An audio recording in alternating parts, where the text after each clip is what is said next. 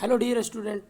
तो स्टूडेंट, आज के इस वीडियो में हम क्लास 10 के संस्कृत चैप्टर 2 पाटलिपुत्रम वैभवम का ऑब्जेक्टिव क्वेश्चन आपके लिए लाया हूं।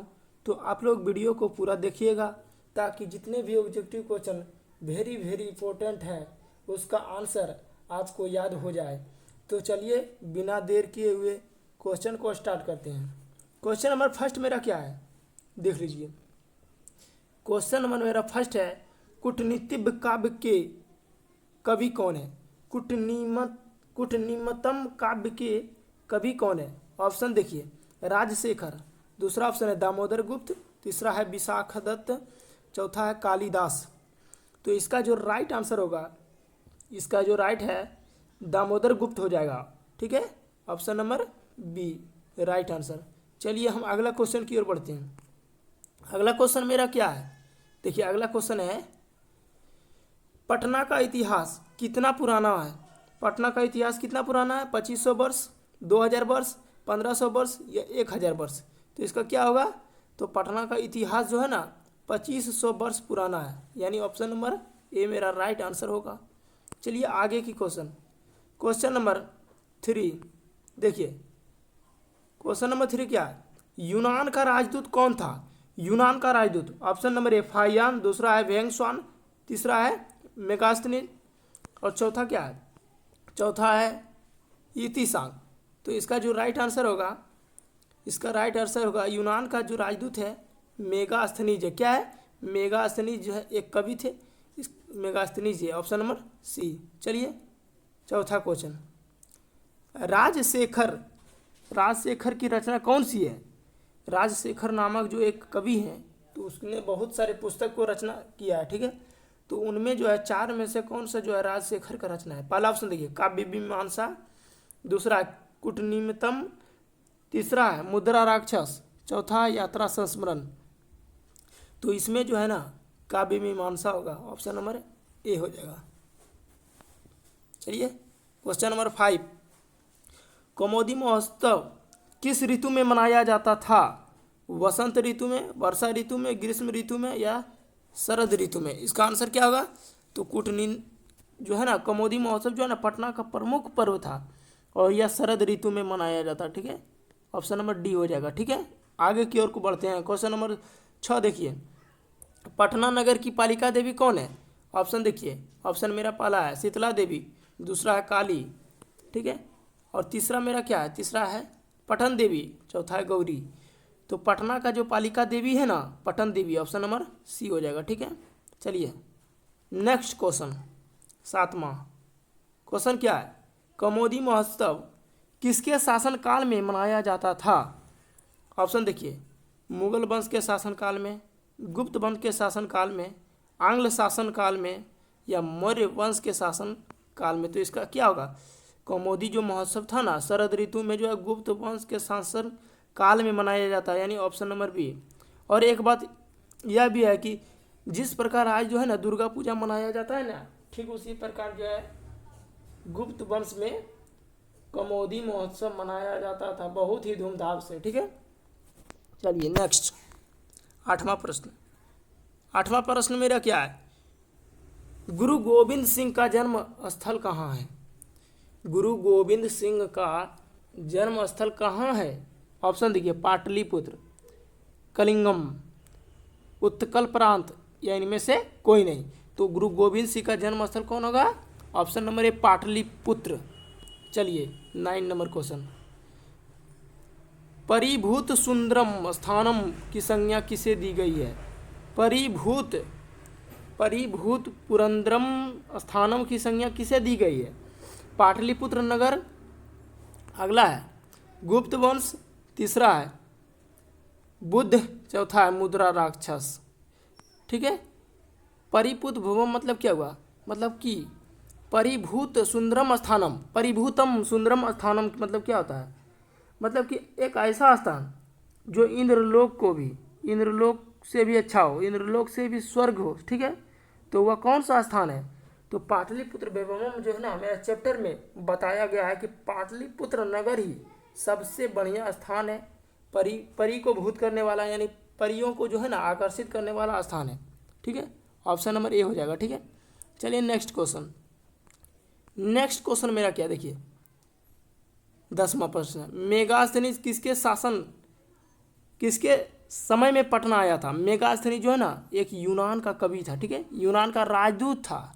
तो किसके शासन काल में वह पटना आए थे, तो इसका भी आंसर देखिए हम बताते हैं आपको। देखिए ऑप्शन देखिए, अशोक के समय में, मुगल वंश काल में, चंद्रगुप्त मौर्य के समय में, या अंग्रेजों के समय में। तो इसमें जो है ना ऑप्शन नंबर सी होगा। ठीक है, option number C, Chandragupta Maurya के समय में मेगास्थनी जो है ना यूनान का राजदूत बनकर भारत में आया था। ठीक है, चलिए 11वां प्रश्न। 11वां प्रश्न मेरा क्या है, देखिए पाटल पुष्पों की पुतलिका रचना के आधार पर पटना का कौन सा नाम है। पुष्पपुर, कुसुमपुर, पाटलिपुत्र या पटना। तो इसमें आंसर होगा पुष्प। देखिए पाटल पुष्पों के आधार पर जो है क्या होगा, पाटल पुष्पों के आधार पर पाटलिपुत्र होगा, यानी ऑप्शन नंबर सी होगा। चलिए 12 नंबर प्रश्न, पाटलिपुत्र पटना के नाम से कब से प्रसिद्ध हो गया। ठीक है, पाटलिपुत्र जो है ना पटना के नाम से कब से प्रसिद्ध हो गया था, तो आपको बताते हैं इसका आंसर। देखिए इसका आंसर देखिए, पहले ऑप्शन देख लीजिए, गुप्त वंश के शासनकाल में, मुगल वंश के शासनकाल में, मध्यकाल में, या अंग्रेजों के शासनकाल में। ठीक है, इसका आंसर क्या होगा, मध्यकाल में जो है ना पाटलिपुत्र पटना के नाम से प्रसिद्ध हो गया, यानी ऑप्शन नंबर क्या होगा, मेरा सी हो जाएगा। ठीक है, चलिए अब आगे की ओर बढ़ते हैं। 13 नंबर क्वेश्चन देखिए, पटना कहाँ बसा हुआ है। गंगा के तट पर, समुद्र के किनारे, यमुना के किनारे, पर्वत के समीप। तो गंगा कहाँ बसा हुआ है, तो गंगा जो है ना, गंगा जो है पटना जो है गंगा के उत्तर दिशा में। ठीक है, यानी पटना गंगा के किनारे, ऑप्शन नंबर ए हो जाएगा। चलिए क्वेश्चन नंबर 14 क्या है, भगवान बुद्ध का आगमन किस नगर में बहुतों बार हुआ था। यानी भगवान बुद्ध का आगमन, आगमन का मतलब क्या हो गया, देखिए आगमन मतलब आने वाला, यानी भगवान बुद्ध जो है ना कौन से नगर में बार बार आए थे। तो इसका जो आंसर सभी जानता है क्या होगा, पाटलिपुत्र, यानी ऑप्शन नंबर बी हो जाएगा। चलिए नेक्स्ट क्वेश्चन की ओर बढ़ते हैं। क्वेश्चन नंबर 15, देखिए क्वेश्चन नंबर मेरा 15 क्या है, किसके समय में पाटलिपुत्र की रक्षा व्यवस्था और शोभा अत्यंत उत्कृष्ट था। किसके समय में पाटलिपुत्र का जो है रक्षा व्यवस्था बहुत ही बढ़िया था, यानी कि बोले तो शक्तिशाली था, वहाँ पर रक्षा व्यवस्था जो है ना मजबूत था। चंद्रगुप्त के समय में, अशोक के समय में, मुगल वंश के समय में, या अंग्रेजों के समय में। इसका आंसर क्या होगा, चंद्रगुप्त के समय में जो है ना पाटलिपुत्र का रक्षा व्यवस्था जो है, बंदोबस्ता जो है बहुत ही बढ़िया था। चलिए 16 नंबर, फूलों का, ठीक है, फूलों का अधिक उत्पादन कहाँ होता था। फूलों का अधिक उत्पादन कहाँ होता था, राजगीर में, पाटलिपुत्र में, गया में, वैशाली में। तो इसका आंसर होगा ऑप्शन नंबर बी, पाटलिपुत्र में फूलों का अधिक होता था, इसीलिए उसका नाम रख दिया गया पुष्पपुर। ठीक है, पुष्पपुर पाटलिपुत्र का नाम था एक। देखिए पटना किस राज्य की राजधानी है, ये तो बिहार का बच्चा जानता है। पटना किस राज्य की राजधानी है, तो ऑप्शन नंबर ए होगा बिहार। पटना के उत्तर दिशा में कौन सी नदी बहती है।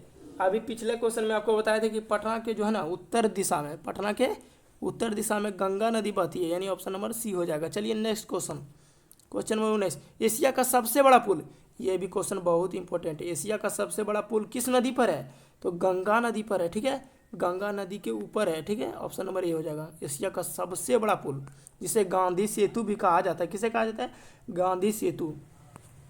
गोलघर कहाँ है, देखिए गोलघर कहाँ है, गया में, पटना में, लखनऊ में। ठीक है, और एक ऑप्शन आ रहा है हैदराबाद में।